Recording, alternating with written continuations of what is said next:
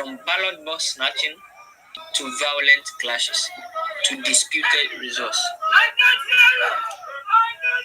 That is why this year the Ghana Police Service has taken an extraordinary step. They have moved all their equipment, yes, all of it, into Akwatia. The armored vehicles, the tear gas, the water cannons, the surveillance equipment, the patrol vans, everything. Their mission to ensure that peace is not just a word on paper, but a reality for the people who cast their votes. But why Akwatia? To understand this, you need to look at the history. Akwatia has been one of the flashpoints of electoral violence in Ghana. In previous elections, we've seen brutal clashes between political supporters. Ballot boxes have gone missing, and accusations of fraud have torn communities apart. Families have been divided along political lines, and in some cases, lives have been lost. For many Ghanaians, the memory of past violence is still fresh. When election day approaches, there is excitement, but also anxiety. Parents worry about their children going out. Traders fear their businesses will be destroyed if chaos erupts. And young people, full of are often the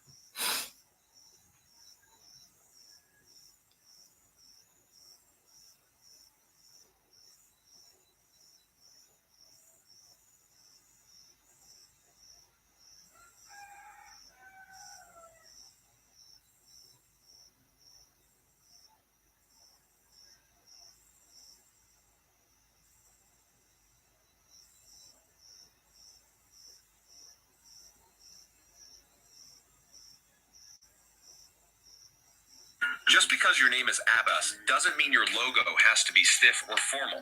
Just enter your name into Logo.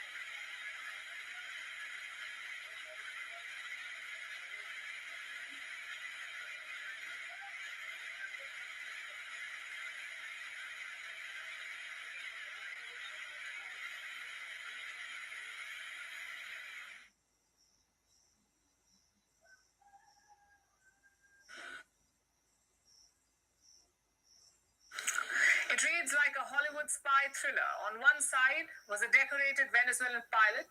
On the other was a US federal agent. The pitch was this. The agent wanted to bribe Nicolas Maduro's pilot. Maduro is the president of Venezuela. The American agent wanted to bribe his pilot. To do what? Divert the Venezuelan president's plane so that the Americans could capture him. Thus began a 16-month-long covert operation. It started in 2024, but the Venezuelan pilot ghosted the US agent. So the operation failed and Maduro is still in power in Venezuela. Our next report tells you more. The pitch was simple. Divert the plane. Land somewhere friendly. We'll take care of the rest. You'll be rich beyond imagination. The target was a decorated Venezuelan Air Force officer and Nicolas Maduro's trusted pilot. The man who flew the most wanted president on earth into Moscow, Tehran, Havana, and back. The messenger was a former U.S. Army Ranger turned Homeland Security agent. And so began one of the most audacious operations in modern U.S. Venezuela history. A rogue recruitment attempt that danced on the edge of geopolitics and Hollywood fantasy. To Washington, this pilot wasn't just a pilot. He was the Achilles heel. A man who knew every runway Maduro trusted, every emergency protocol, every decoy route, every midnight hop to a sympathetic capital. If you're trying to topple a leader you can't invade, indict, or intimidate, you flip the guy holding the joystick. That's the theory. So, they pursued him like no one else. Encrypted chats, whispered promises, the kind of careful, unglamorous spycraft that looks boring until suddenly it isn't. For 16 months, the agent worked him like a long con. At first, the pilot played along, just enough to leave doubt. A phone number here, a hint of curiosity there. Then came silence, then suspicion. America had misread the room. When persuasion failed, the U.S. side tried something else.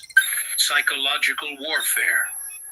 A leaked photo here, a mocking tweet there. A digital whisper campaign designed to make Caracas ask, is the pilot ours, or is he theirs?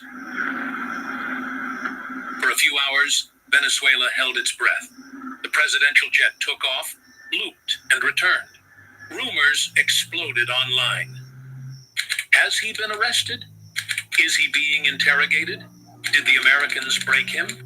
You could almost hear spy movie violins. Then came the dramatic reveal. The pilot reappeared days later on state TV, flanked by hardliners, raising his fist in perfect revolutionary posture. The message was delivered. Beneath the cloak and dagger theater lies a blunt truth. This wasn't just about one pilot. It was a window into a shadow conflict that's no longer subtle.